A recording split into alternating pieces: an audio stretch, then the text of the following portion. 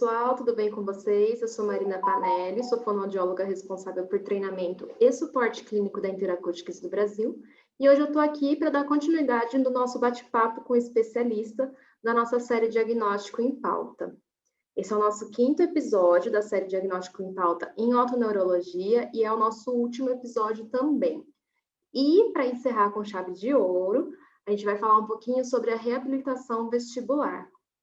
E para abordar esse assunto hoje, eu tenho aqui comigo a fonoaudióloga Ana Cláudia Candelô. Ela é especialista em audiologia, bacharel em comunicação social pela Universidade Federal do Rio de Janeiro e é professora da disciplina de otoneurologia do CEDAP, também do Rio de Janeiro. Além disso, ela tem uma experiência em reabilitação vestibular aí há mais de 15 anos, então é justamente a pessoa ideal para a gente aí trocar ideias sobre reabilitação vestibular. Oi, tudo bem? Olá. Tudo bom e você, Marina? Tudo bem também. Quero já agradecer a participação, a disponibilidade para trocar conhecimento aqui com a gente hoje, em meu nome, em nome da Interacústicas, da Fabiana. A gente agradece muito, muito a sua participação. Imagina, eu que agradeço. Para mim é uma honra estar aqui.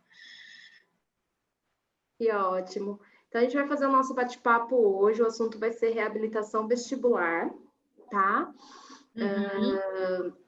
Então, para começar, a gente sabe que a reabilitação vestibular ela não é um tratamento etiológico. Qual é o objetivo da reabilitação vestibular? Boa pergunta. De fato, né, se a gente pensar em etiologia, o termo da palavra, né, o significado da palavra etiologia, logia é conhecimento, etio, né, a causa. Então, realmente, é uma terapia que não vai tratar a causa dos distúrbios vestibulares, uma neurite, uma doença de Meniere, né?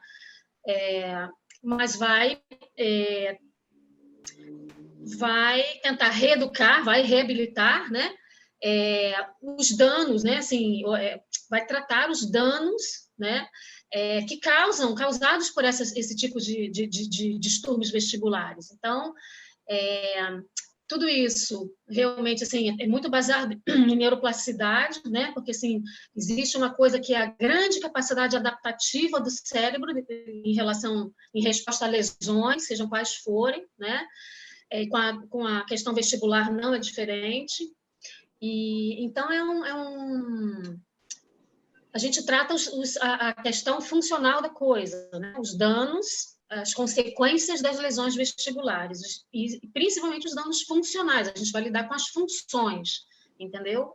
É mais ou menos isso. Em relação aos objetivos, Marina, você pode ter objetivos gerais, né, como exatamente recuperar, trazer de volta a performance dinâmica dos sistemas que mantêm o equilíbrio do sistema vestibular, né?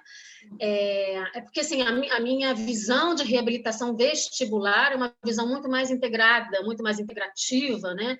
Então, eu não reabilito apenas o vestibular, eu não reabilito apenas um labirinto, eu vou reabilitar todos os sistemas, reabilitar ou reeducar, né?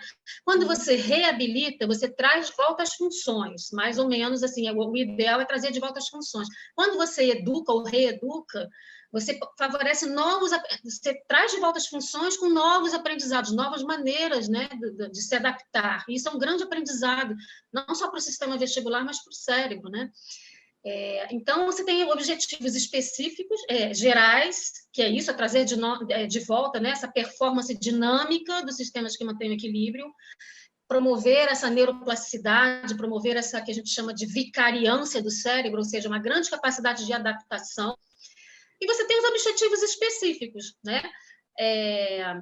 Que são, assim, a gente já conhece, são aqueles que a gente fala, promover a estabilidade, né? Recuperar a estabilidade máximo que a gente conseguir, estabilidade do olhar, estabilidade postural, desensibilizar o movimento, porque esse paciente fica sensível ao movimento, das mal adaptações que faz.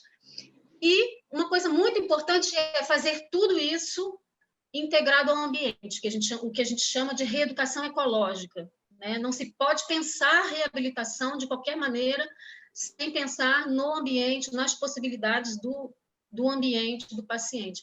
Que ele vai ter as experiências, é ali que ele vai reeducar. entendeu? Basicamente é isso. Eu poderia listar aqui vários objetivos específicos, né? Tipo, tem que trabalhar com a cognição, tem que trabalhar com o cerebelo, se tiver alguma questão cerebelar, tem que trabalhar, enfim, com a geometria espacial, mas os básicos são esses: estabilidade do olhar, estabilidade postural, né? A desensibilização do movimento e a ecologia da terapia. É o que eu considero assim, os pontos mais importantes. Joia! Então, desses objetivos, claro, já temos um ponto aí de partida para essa reabilitação vestibular, né? E o que o profissional que vai trabalhar com essa reabilitação vestibular, ele precisa ter de informações sobre a avaliação do paciente, sobre o diagnóstico? Existe algum pré-requisito para a gente poder fazer esse planejamento da reabilitação vestibular? Como que isso funciona? Quais são as informações mais importantes que a gente precisa ter em mãos da avaliação? Olha, o ponto de partida de tudo é você realmente conhecer o indivíduo que você vai reabilitar, né? Então, o ponto de partida fundamental é a escuta, é a anamnese, né? Muita gente já não tem paciência mais para fazer anamnese, né? Mas é na anamnese que você vai descobrir o que você tem que trabalhar. Exatamente, as maladaptações, né?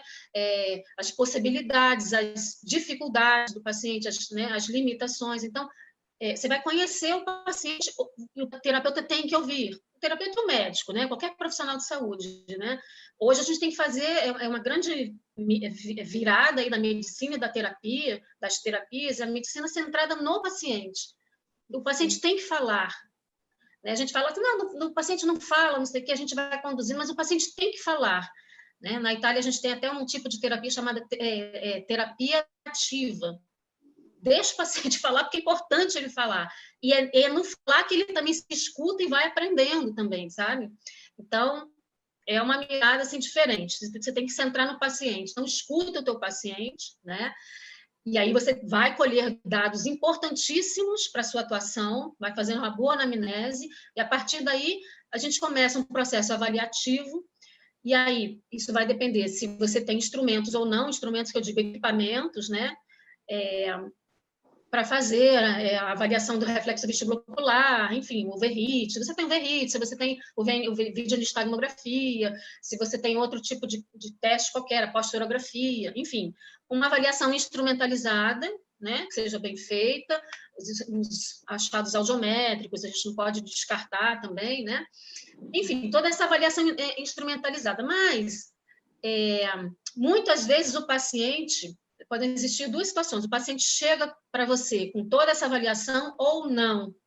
Então, de qualquer forma, né, tendo ou não, porque assim, se não tem avaliação, tem que fazer, né? Porque é pela avaliação que você chega a um diagnóstico funcional e um diagnóstico nosológico, que é do médico, né?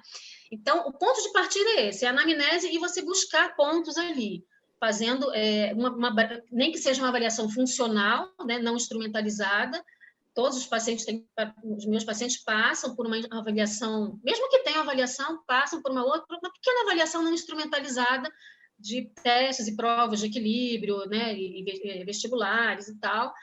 Mas eu também costumo dizer o seguinte, a gente tem que simplificar o processo, porque o que a gente vê hoje é uma grande demora nesse processo de avaliação e a reabilitação esperando.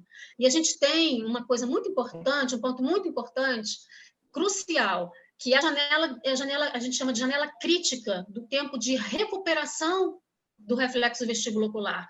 Se você passa de uma semana, se você passa de 2 semanas, o reflexo ele já não recupera como tem que recuperar em termos bioquímicos, né, neuroquímicos. Então, se essa avaliação é muito extensa, a gente perde essa janela crítica ótima, né, para recuperar o reflexo vestibulocular. Então, é isso. Eu acho assim, a gente sempre tem que ir do simples tem que ir fazendo a coisa gradativa. Você pode iniciar a reabilitação e continuar com os exames complementares, eu não vejo problema, né? Você vai tendo esses dados aos poucos e vai acrescentando a terapia. Tá? Legal, bacana. A reabilitação vestibular, ela é um trabalho multidisciplinar na maioria dos casos ou não? Claro, né? Ela é totalmente multidisciplinar. A gente tem diversos profissionais, né, assim, o médico, o fonoaudiólogo, o fisioterapeuta, o psicólogo, enfim, e outros que possam estar, né, no geriatra, enfim, neurologista, o fisioterapeuta ajudando a gente, sabe? A gente troca figurinha direto com o fisioterapeuta. Para mim, isso vai até além de uma questão multidisciplinar, isso é uma questão transdisciplinar, né? A gente tem que seguir com o paciente, independente do que a gente seja, sabe? Assim, da profissão que a gente seja. E é muito importante esse cruzamento, né, entre os profissionais. Um vai ajudar o outro, com certeza, né? Assim, aqui no Rio tem até uma médica que fala para mim, a Cláudia conhece mais meus pacientes, os pacientes vêm para mim uma vez, a gente faz, eu não sei o que, tarará, e é com a Cláudia que ele vai ficar, que ele vai chorar, que ele vai contar os casos, né? A gente se vê uma vez por semana durante um tempo.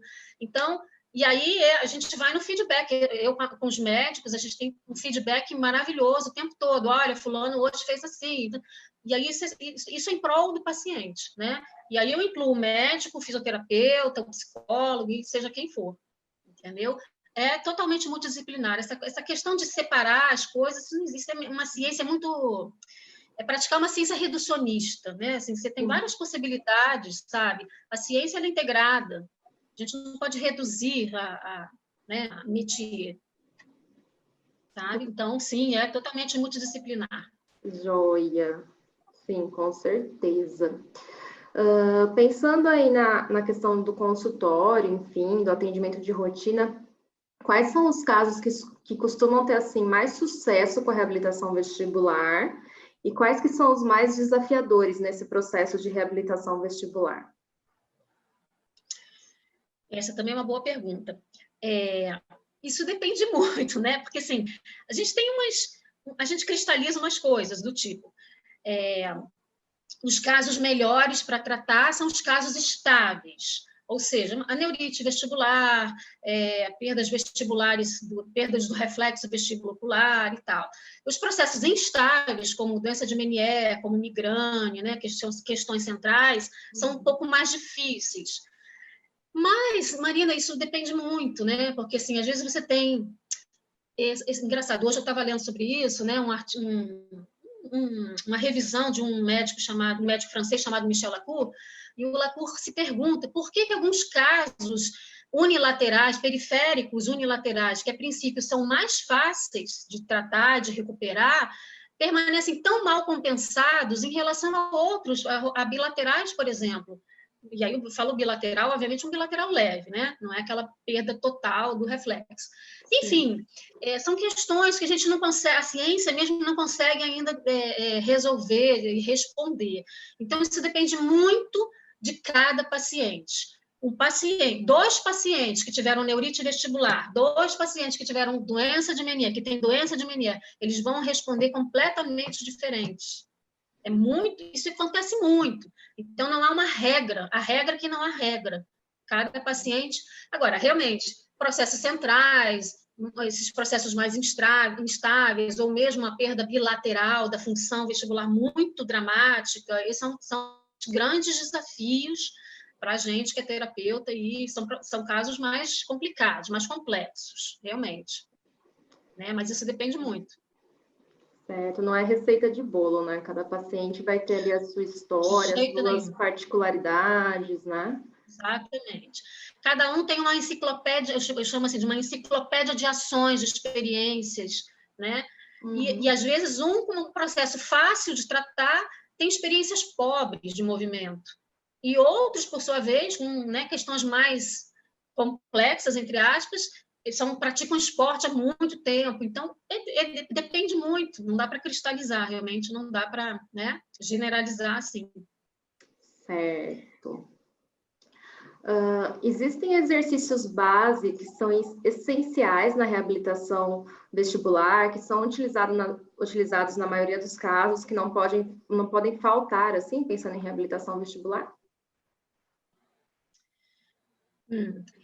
Então, o que a gente tem, Marina? A gente tem já alguns protocolos, né, bem estabelecidos pela literatura. O primeiro protocolo a gente conhece, o protocolo de Carlton-Coxey, né, que foi feito lá na década de 40, 1945, por aí.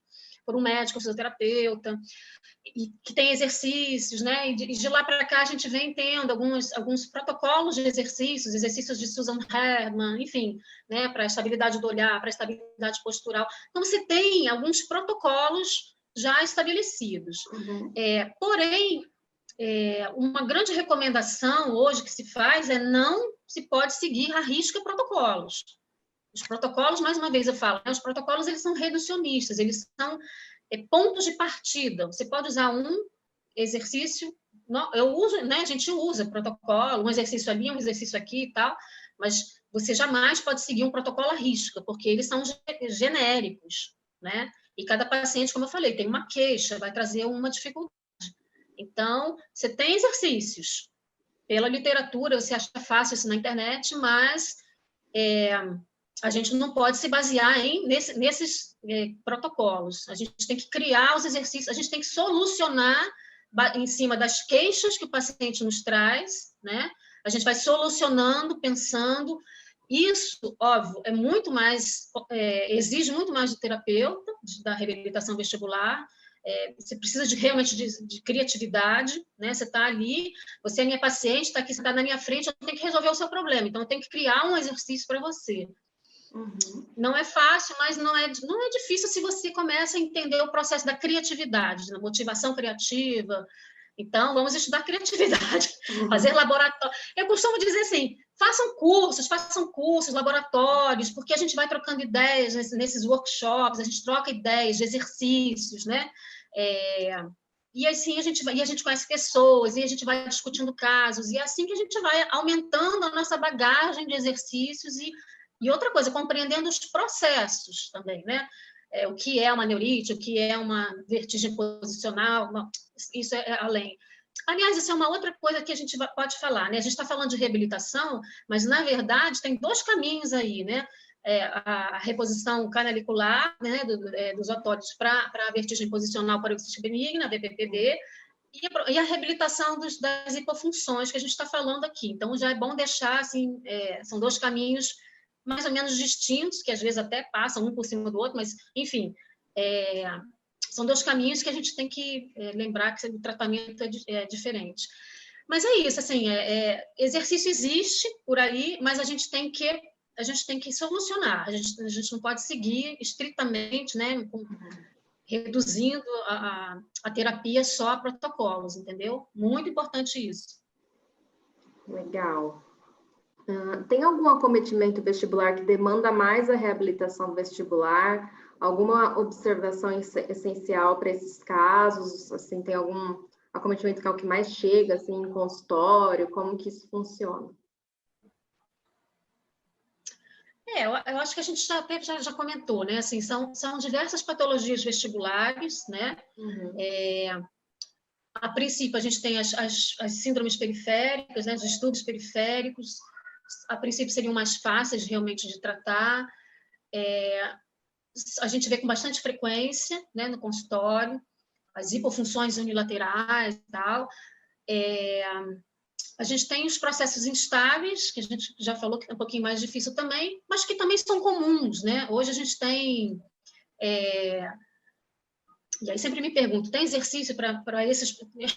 Não tem protocolo ainda para esses... E nem... Bom, a gente nem deve seguir protocolo, como eu acabei de falar.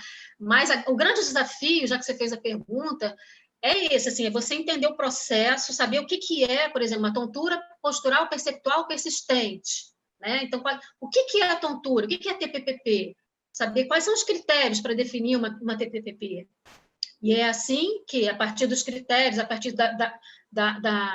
dos sintomas que o paciente te traz, é que você vai propor os exercícios. Então, na verdade, eu acho que a reabilitação, o terapeuta é o organizador da terapia, mas eu acho que a terapia depende muito do background educacional e criativo do terapeuta. A gente coloca muito joga muito no paciente, né? A culpa é sua, você não fez, ou então não fez direito, ou não sei o que, tarará, mas assim, o terapeuta, ele vai moldar essa terapia. O Lacour fala muito isso também. Você molda a neuroplasticidade do paciente, conduzindo bem ou conduzindo não tão bem, né? Não deixando a desejar.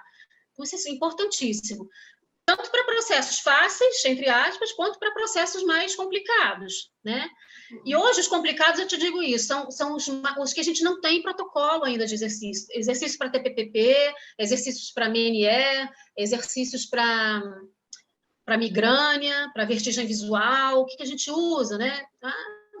É uma loucura, porque se você for usar só o Kaltony-Cookson, não vai dar conta jamais, entendeu? Então, o grande desafio hoje são essas questões que a gente não tem ainda exercícios bem definidos. Mas se você entende o processo, você cria um exercício. Legal.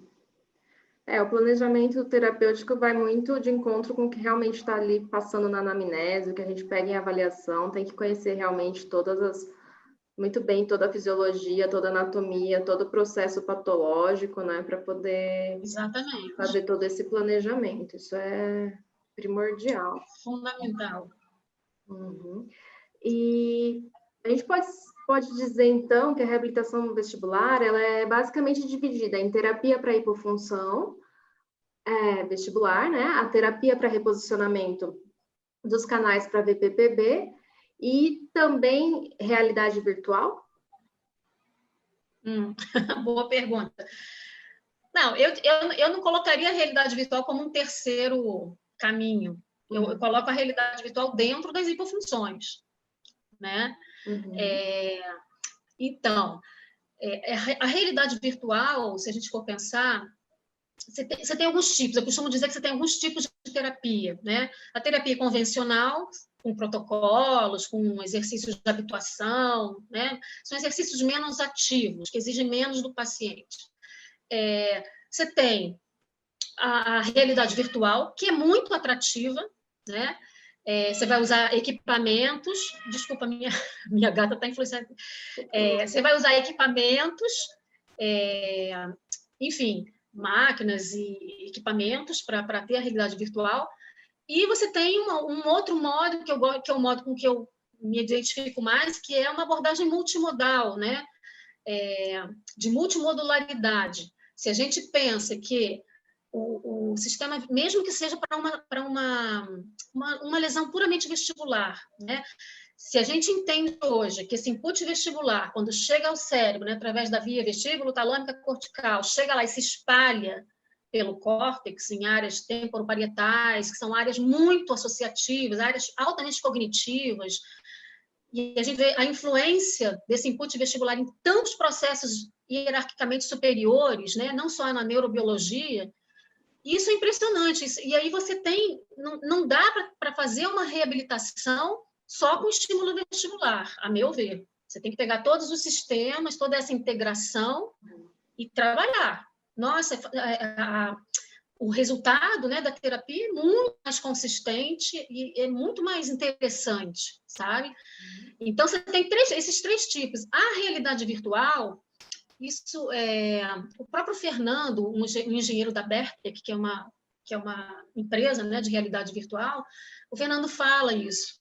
É uma complementaridade, né, do processo terapêutico da reabilitação vestibular. Você não pode substituir 100%, né, uma terapia de reabilitação vestibular com um equipamento de reabilitação. Por quê? Por quê, Marina? Porque você ainda tem possibilidades muito restritas. Tem várias questões, né? Vantagens e desvantagens, mas uma questão você não tem todas as situações de vida diária dentro de um sistema virtual, né? E o cérebro, ele é feito para agir em resposta ao ambiente, é a reeducação ecológica. Então, eu luto por uma reeducação ecológica, sabe? Assim, eu acho que a reeducação tem que ser viva, ativa, comportamental, vai ativar comportamentos. E a realidade virtual contribui para isso da maneira, mas não pode substituir jamais, não vai substituir jamais, a meu ver. Muito atrativo. O pessoal fica, eu tenho equipamento tal, eu vou comprar o equipamento tal, né? Até uma forma de poder, esse equipamento é caríssimo, não sei o quê. Mas, se você não souber fazer a reeducação ecológica, você não vai tirar proveito da reeducação virtual. Entendeu? Da realidade virtual. Uhum. Sim, então, eu não sei se você entendeu, assim, a realidade virtual, ela está dentro das hipofunções, é uma atividade complementar. Sim, sim. E como que a gente pode monitorar a eficácia, o progresso do paciente na reabilitação vestibular? Existem algum exame que a gente utilize para monitorar esse progresso? Alguma forma objetiva de monitorar? Como que isso funciona para a gente monitorar como que está indo o paciente nessa questão da reabilitação vestibular? Isso, então. Hoje a gente tem, em termos a gente vai observando, né, a progressão terapêutica, né, do paciente. Então, você tem uma avaliação, como eu falei, mais qualitativa, né? Você vai observando a marcha, a qualidade da marcha, a qualidade, a diminuição das queixas, né? Você vai resolvendo as queixas do cotidiano. Então, o paciente vai te dizendo. Então, isso são maneiras mais qualitativas de você observar. E você tem quantitativamente também testes, né?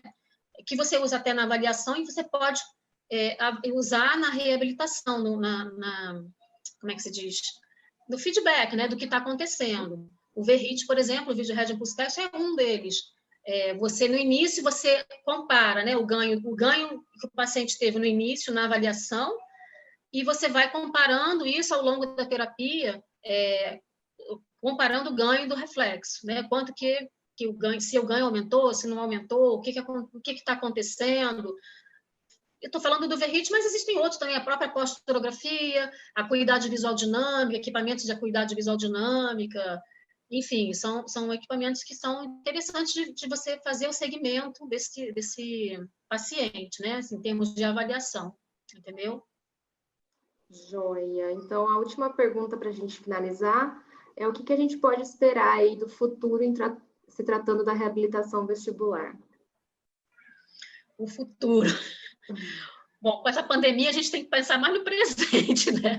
Porque 2020 foi um ano atípico, mas se a gente pensar no futuro, eu acho isso, Marina, eu acho que é muito tentador a gente sempre pensar em termos de equipamentos para o futuro, né? A gente vai ter equipamentos de realidade virtual, né? Equipamentos tanto de avaliação quanto de reabilitação. Eu acho maravilhoso, eu acho que a gente tem que usar, sim, a tecnologia a nosso favor, né? Mas eu acho que, como eu falei, a gente também tem que ainda compreender melhor os processos em termos da neuroplasticidade, sabe? O que acontece, né, com determinados pacientes, com determinadas patologias. Eu acho que a gente tem que colocar ainda mais a mão na massa, sabe? Eu acho que o futuro, a gente pensar, o futuro é a realidade virtual, e não é. O futuro, na verdade, é a gente compreender mais a fundo todas essas questões, o link com a cognição, o link com as emoções, né? As respostas ao ambiente. Então, isso está faltando ainda para a gente também, sabe? Então, eu acho que as duas coisas em paralelo, a coisa espetacular da realidade virtual e a acessibilidade, né, a isso, porque esses equipamentos são muito caros para o terapeuta e para o paciente, as sessões ficam caras também. Não podemos esquecer jamais também a questão social do paciente, né? Tem pacientes que têm acesso, tem pacientes que não têm, entendeu? Tem terapeutas que têm equipamentos, tem terapeutas que não têm. Eu sou democrática, eu falo o seguinte: se você tem equipamento, ótimo, se você não tem, não se sinta diminuído. Você vai fazer uma excelente reeducação baseada na sua criatividade, com os equipamentos que você puder ter. Basta compreender os processos e criar programas endereçados, personalizados para o paciente. Acho que esse é o futuro. A gente tem que aprofundar a questão não equipada, não, né, de você não precisa usar equipamento, mas você tem que aprofundar esses conhecimentos, né? Enfim, equipamentos que vão vir aí com certeza, né, para ajudar também, sabe?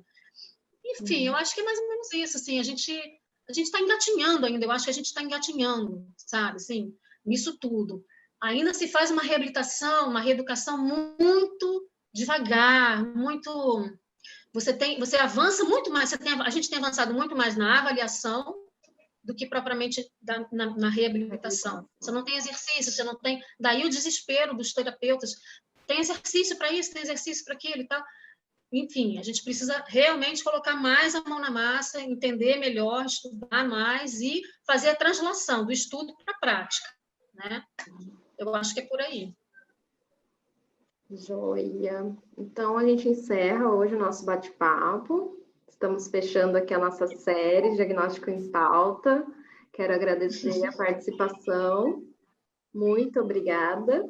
Eu que te agradeço, e é sempre bom, né, a gente poder estar divulgando, falando sobre reabilitação, porque, imagina, né, assim, o Brasil é um país enorme, então as pessoas carecem, a gente tem que chegar com essa informação lá não sei aonde, sabe, tem que ser um espaço democrático, então, assim, isso que vocês fazem, né, a acessibilidade da informação é maravilhoso, sabe, assim, porque a gente precisa, né? Precisa escutar quem é o médico que está falando disso, daquilo, o terapeuta e tal.